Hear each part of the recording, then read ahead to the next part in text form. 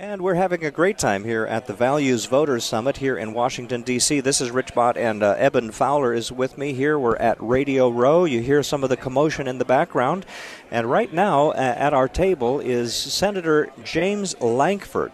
And Senator Lankford serves on the powerful Senate Appropriations Committee, Homeland Security, the Select Committee on Intelligence, and the Committee on Indian Affairs. He's from Oklahoma, and the people from Oklahoma did a very wise thing when they elected Senator Lankford. One of the things that I appreciate so much about your background, Senator Lankford, is your love for the Lord Jesus Christ and how you served as the director of the largest youth camp in the United States. It's a Christian youth camp called Falls Creek in Oklahoma. That's right. And 51,000 young people go through that every summer. But anyway, God bless you. Thank you for your service to the people of Oklahoma and the people of the United States. Thanks, Rich, very much. It's good to get a chance to be here. You just finished speaking at the Values Voters Summit. Give our listeners a little bit of the flavor of what you had to say. Yeah, my challenge to them is not only setting the context of some of the things that we're facing right now through court decisions, through ways the administration is pushing on areas of religious liberty, what's happening around the world, because America has been the beacon for religious liberty. The rest of the world is watching us walk away from religious liberty. They're walking away faster, and I ask the question, how do we turn that around? One of the prime ways that we can do that is for those of us that have our values, should live our values, and reset who we are as a nation. Well, let me ask you now, how do you find that in Washington, D.C.? Is it difficult to live your values as a senator on the Senate floor and everywhere else here in Washington? It's really not. If they are your values, you live your values anywhere you are, whether you're at home, whether you're out, whether you're in D.C. I always jokingly say coming to Congress is a lot like a high school student going to college. You watch a lot of high school students go to college, and they seem to blow out or change or shift.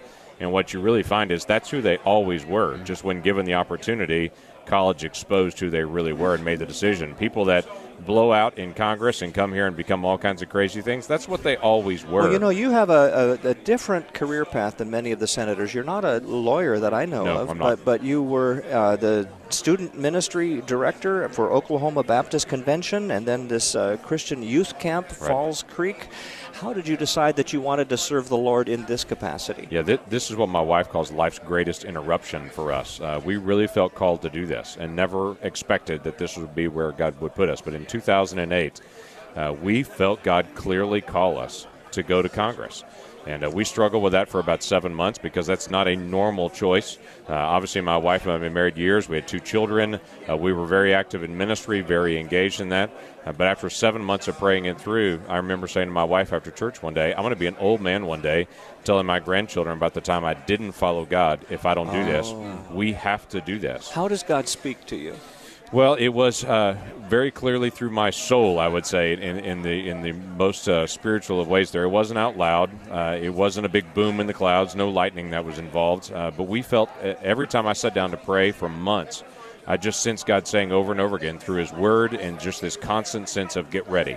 And it was get ready, get ready, get ready, just for months. And so my wife and I were spending a lot of time saying, God, we don't understand what we're getting ready for. We feel like you're preparing us. We feel like you're telling us you're getting us ready for something. We don't know what that is. Now, you served in the House of Representatives first for, 4 years? I was there for 4 years. That's correct. And then you said this Senate seat is opening. Senator Coburn was retiring. That's correct. Senator Tom Coburn retired 2 years early. How did that happen? He retired 2 years early, and he announced that retirement in January of 2014, which opened up a race replace that seat for June of 2014. As strange as that sounds, we're talking a 5-month race for a U.S. Senate seat, and it was a crazy race on it. But it pushed us in the opportunity to say, okay, a lot of people had said to us when we were in the House, you need to run for the Senate when Dr. Coburn leaves. I always said to them, God has told me to be here in the House. This is what I'm going to do. I'm following him here. But as soon as Dr. Coburn announced that, it pushed us very quickly to have to make a decision there and to be able to pray that through. Now just before you spoke this morning, Senator Tim Scott spoke, the senator from South Carolina. African-American gentleman, a wonderful Christian. And it's interesting to me that he serves in the same seat that Strom Thurmond served in for so many years, and now Tim Scott is there. Together, you and Tim Scott authored an article that was in Time magazine July 28th about people from different people groups need to get together, know each other, and do that around the family table.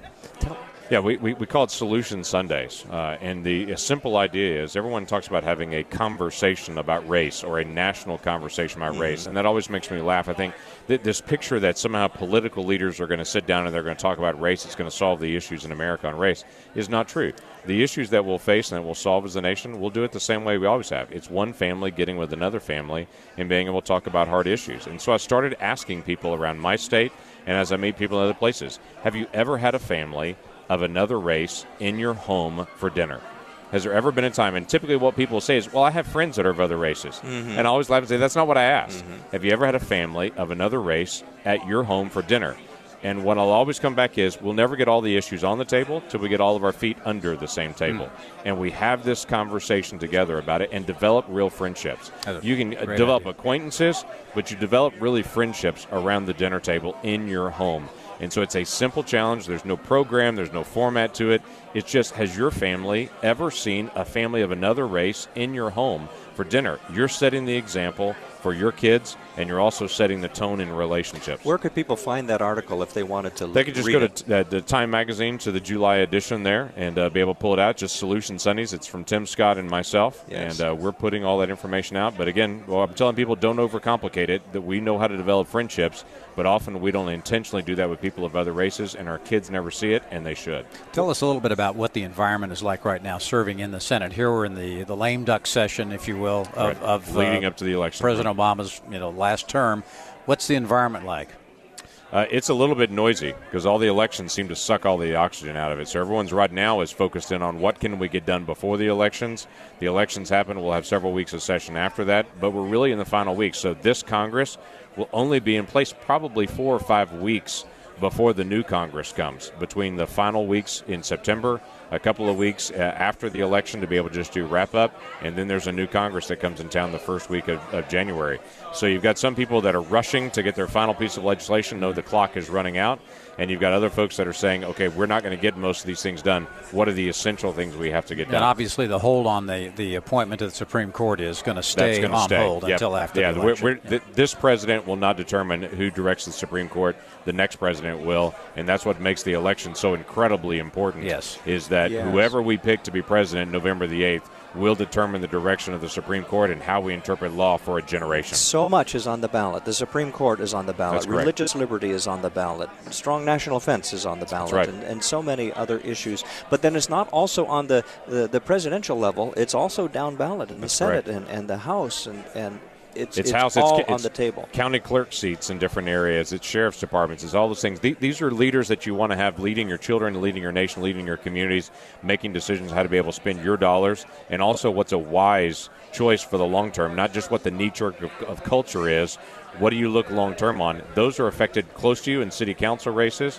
They're also affected in school board races, but they're also in House and Senate races. So it's extremely important we're engaged in all those. All right. Now, Bott Radio Network broadcasts all across the state of Oklahoma, Oklahoma City, Tulsa, Bartlesville, and beyond. We have some new stations that are coming on in Lawton and Ardmore as well. And Muskogee. And Muskogee. That's Great right. areas. Okie from Muskogee. That's right. But do you want to give a shout-out to your home folks there in Oklahoma? It is a terrific group in Oklahoma. You get a chance to meet people. The more places that y'all end up broadcasting, the better it'll help us actually be able to pass the message along that people can live their values in America. And as our culture is trying to push us back to say, no, really put your values over in your church and in your house, but don't bring them out into the public spaces.